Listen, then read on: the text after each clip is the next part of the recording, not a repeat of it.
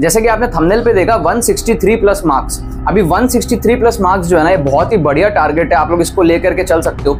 आप लोग ना ऐसे राउंड फिगर टारगेट्स लेते हो 200 नंबर, 150 नंबर, 140 नंबर। पहली चीज, राउंड फिगर टारगेट्स आपको थोड़ा सा स्ट्रेस देंगे, उसको अगर आप अचीव कर पाओ नहीं कर पाओ, थोड़ी सी आपको जो है टफ लगेंगी।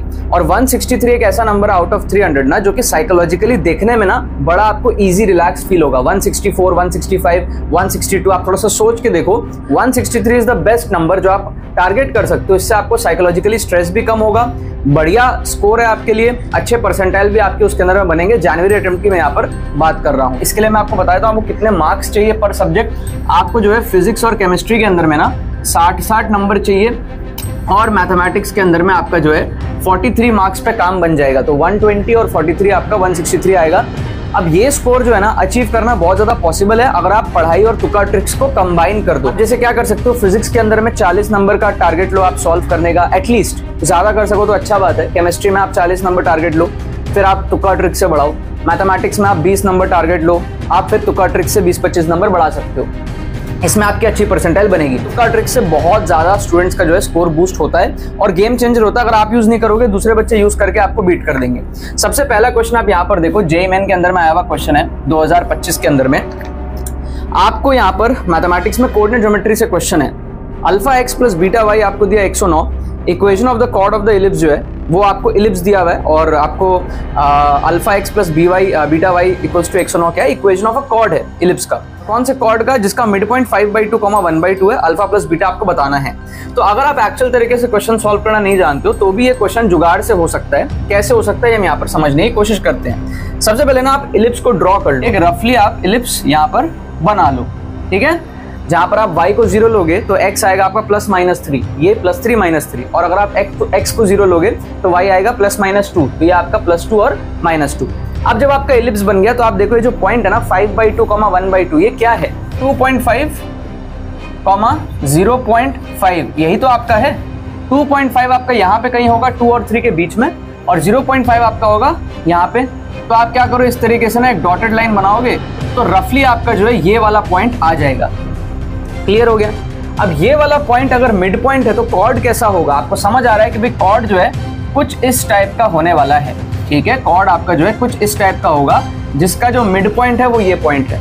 अगर मैं इसको लेता हूँ A, इसको लेता हूँ B, तो ये जो है ना M, ये पॉइंट M है आपका मिड पॉइंट, ठीक है। 5/2, 1/2 रफली हमने यहाँ पर प्लॉट किया। Let's say we extend this, इसको हम एक्सटेंड कर देंगे, ठीक है। तो हमारा यहाँ पर कुछ y एक्सिस को ये काटेगा। क्लियर हो गया बात।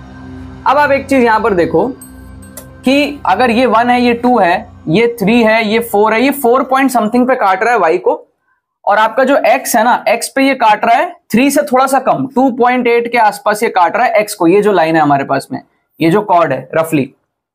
अब हमको दिया क्या है यहाँ पर, alpha x plus beta y equals to 109 अपने को दिया हुआ है। अगर आप y को 0 करोगे तो आपका x कितना आएगा, आपका x आ जाएगा 109 बाई अल्फा। अल्फा जो है ना वो नियरली इक्वल्स टू 40 आ जाएगा।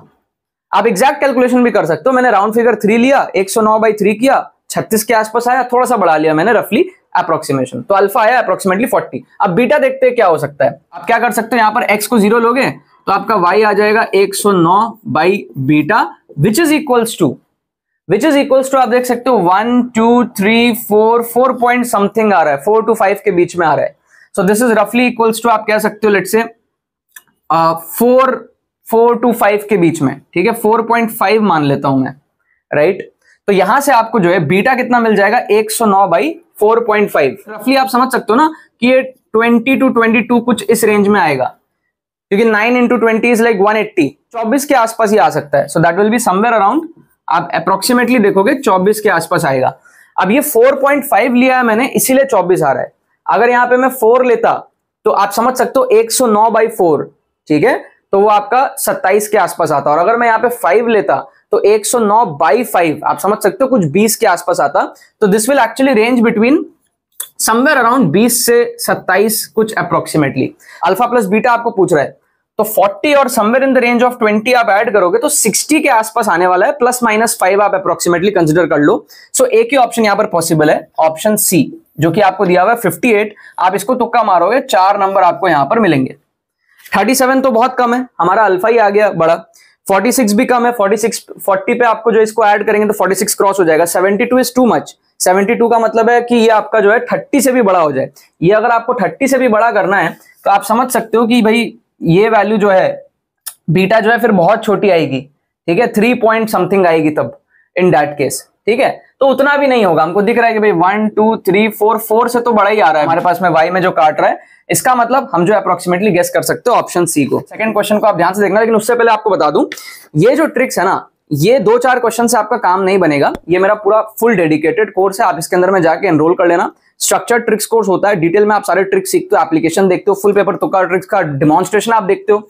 श्योर शॉट आप देखोगे 60 to 80 मार्क्स आप कैसे बूस्ट कर सकते हो, रिस्क को मैनेज करते हुए, नेगेटिव मार्किंग को टैकल करते हुए, राइट माइंडसेट कैसी होनी चाहिए आपके एग्जाम के अंदर में, आपको कैसे तुक्का मारना है, पीवाईक्यूज आप कवर करोगे, free mock test with solutions provide करे जिससे कि आप प्रैक्टिस करोगे ट्रिक्स एंड चीट कोड्स की। तो इस कोर्स के अंदर में आपको एनरोल करना बहुत जरूरी है, लिंक आपको डिस्क्रिप्शन में मिल जाएगा। कोई क्वेरी होती है हमारी टीम को आप व्हाट्सएप करके पूछ सकते हो। चिल्ड्रंस डे ऑफर भी अभी चल रहा है, तो आपको एक कोर्स मिल जाएगा सिर्फ 2249 में, ठीक है। जाके इमीडिएटली आप इसके अंदर में एनरोल कर लो, ऑफर ज्यादा देर नहीं रहेगा। आप समझते हैं सेकंड क्वेश्चन में क्या दिया हुआ है कि भाई बैग 1 जो है ना वो कंटेन करता है 4 व्हाइट बॉल्स। तो हमारे पास में एक है बैग 1 और एक हमारे पास में है बैग 2। यहां पर हमारे पास में 4 व्हाइट और हमारे पास में 5 ब्लैक, ठीक है।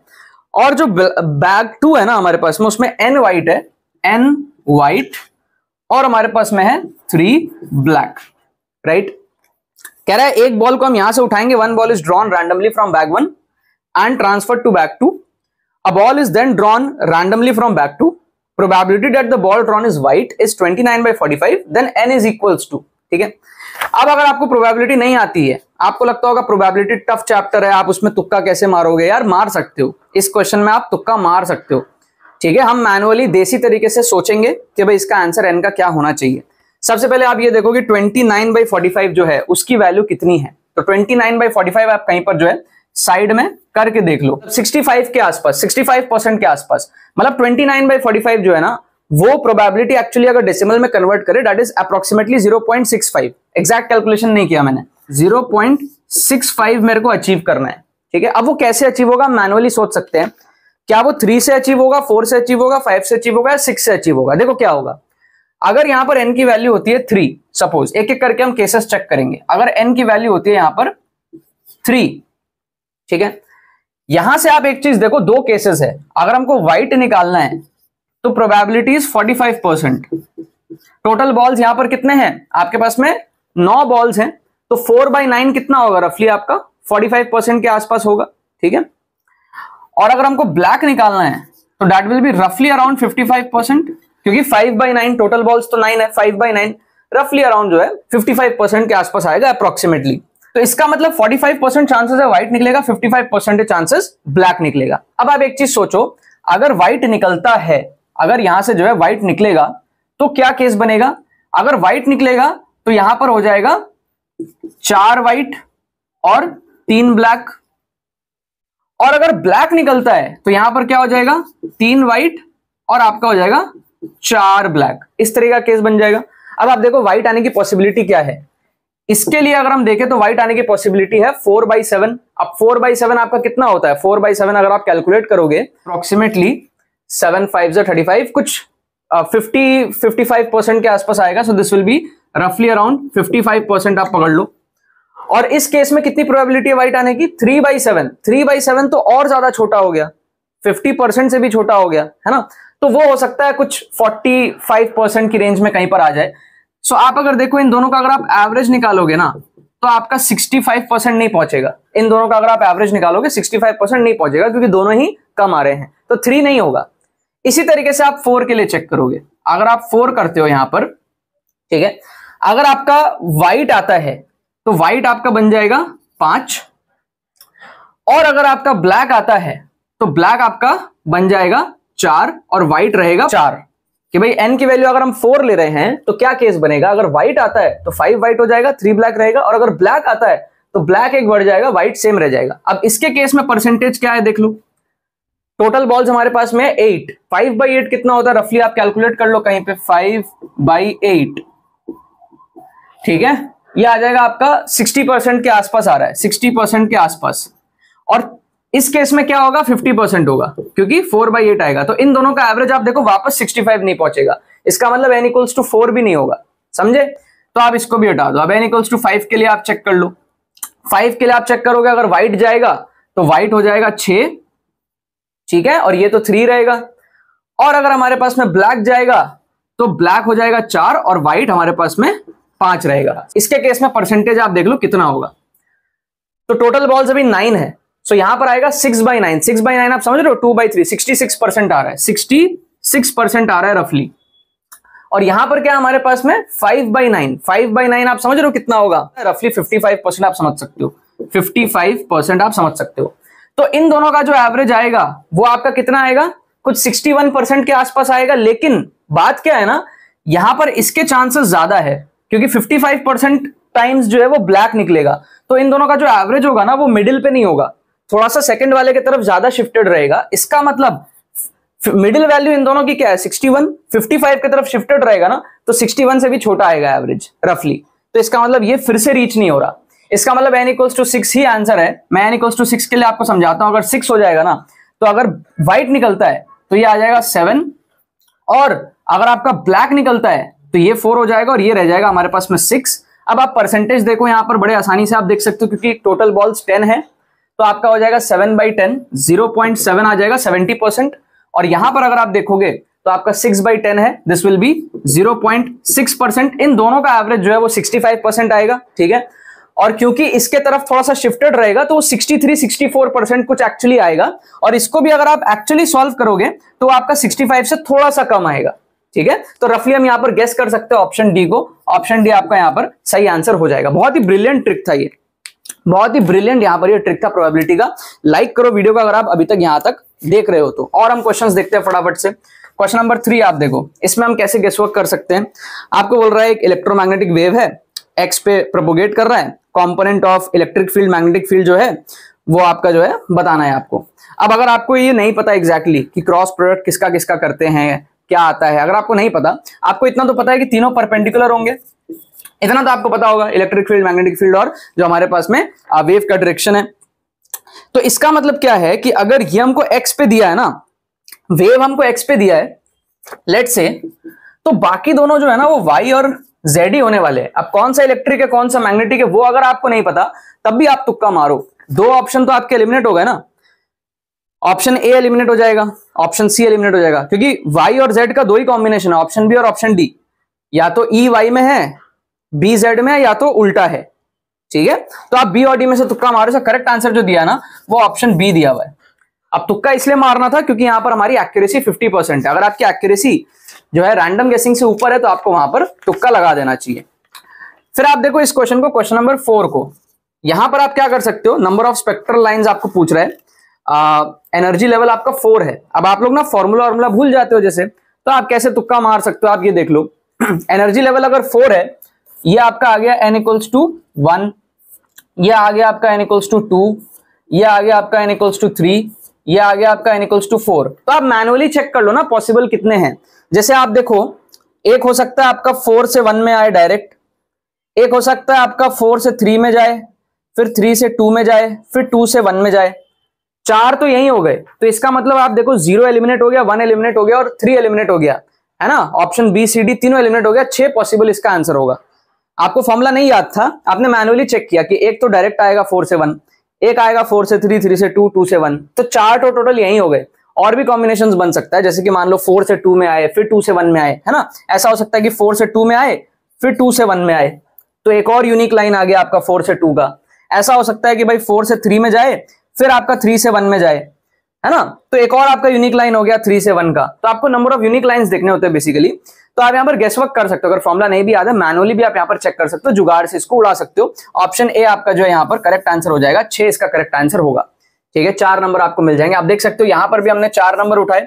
यहाँ 50-50 एक्यूरेसी थी, है ना, 50% चांस था +4 और -1 दोनों होने का। रिस्क मैनेजर तुक्का मारना चाहिए। यहाँ पर हमने जो है 4 नंबर उठाए। ये सारे सेम पेपर के क्वेश्चन है, ठीक है। आप देखो लास्ट क्वेश्चन यहाँ पर केमिस्ट्री का दिया हुआ है, कैसे गेस वर्क करना चाहिए।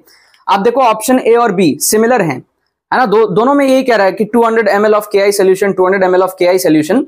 तो पॉसिबिलिटी हाई है, हालांकि वहां पर KiO3 और H2SO4 डिफरेंट है, but still there is possibility कि 4 में से 2 स्टेटमेंट ऐसे हैं जो सिमिलर हैं, ठीक है। तो एक आपका इंट्यूशन कहेगा ना कि दोनों में से कोई एक होने के चांसेस हैं, है ना, क्योंकि इस स्पेशल केस में, इस स्पेशल क्वेश्चन में जहां पर पहले 2 ही ऑप्शन एक जैसे दिख रहे हैं, पॉसिबिलिटी है कि उन दोनों में से कोई एक सही हो सकता है, हाई चांसेस है। तुक्का कैसे मारना है, आपको ये समझ आ रहा है कि या तो AB में से कोई एक होगा और CD में से कोई एक होगा, इतना आपको समझ आ रहा है ना। A और B दोनों एक साथ नहीं होंगे, ऑप्शन C आप एलिमिनेट कर सकते हो कि भाई A और B दोनों एक साथ दिया हुआ है, CD दिया ही नहीं है, और A और B दोनों एक जैसे है, पॉसिबिलिटी कम है। अच्छा, A और B दोनों ही ना हो, सिर्फ C और D हो, इसकी भी पॉसिबिलिटी कम है, क्योंकि A B में से कोई एक आने के चांसेस हैं। आप देखो ऑप्शन D में C और D दिया हुआ है, वो भी एलिमिनेट हो जाएगा। ऑप्शन A और ऑप्शन B में से आप तुक्का मारो, क्योंकि उसमें क्या है, कॉम्बिनेशन AD का और BC का दिया हुआ है, मतलब कि AB में से एक लिया है और CD में से एक लिया है, तो आपको फील भी आ रहा है इंट्यूशन से कि ऐसा ही कुछ कॉम्बिनेशन होगा। तो अगेन आपकी एक्यूरेसी ऑलमोस्ट 50% पहुंच गई है, अनटिल एंड अनलेस कि गलती से आंसर AB निकल जाए या फिर CD निकल जाए, जिसकी पॉसिबिलिटी 2-5% ही है, ठीक है। इस क्वेश्चन में अगर आप सोचो तो लगभग आपकी 45-50% चांस है कि आपका आंसर सही होगा, आपको तुक्का मारना चाहिए। करेक्ट आंसर इसका दिया हुआ ऑप्शन A, ठीक है। 5th क्वेश्चन का आपका करेक्ट आंसर दिया हुआ ऑप्शन A, अगर आप मारते हो तो 4 नंबर, नहीं तो आपके -1 हो जाएंगे। क्या आपको बात समझ में आ रहा है? सो आई होप आपको समझ आया होगा कि आपका टारगेट स्कोर जो है 163 क्यों होना चाहिए और कैसे आप ट्रिक्स से इसको अचीव कर सकते हो। ट्रिक्स की वैल्यू आपको समझ आई होंगी, लिंक डिस्क्रिप्शन में दिया हुआ है, जाके आप अभी एनरोल करो। कोई क्वेरी होती है हमारी टीम को आप व्हाट्सअप करके पूछ लो। काफी हेल्पफुल बैच है, अभी आप इसके अंदर में एनरोल नहीं करोगे, बाद में आपको रिग्रेट होगा, टाइम जब और कम बचेगा, तो इमीडिएटली एनरोल करके अपने स्कोर को जो है बूस्ट कर लो। चलो बाकी तो बस यही बात है। बहुत बहुत धन्यवाद मेरे साथ इस वीडियो में जुड़ने के लिए, बने रहिए यार।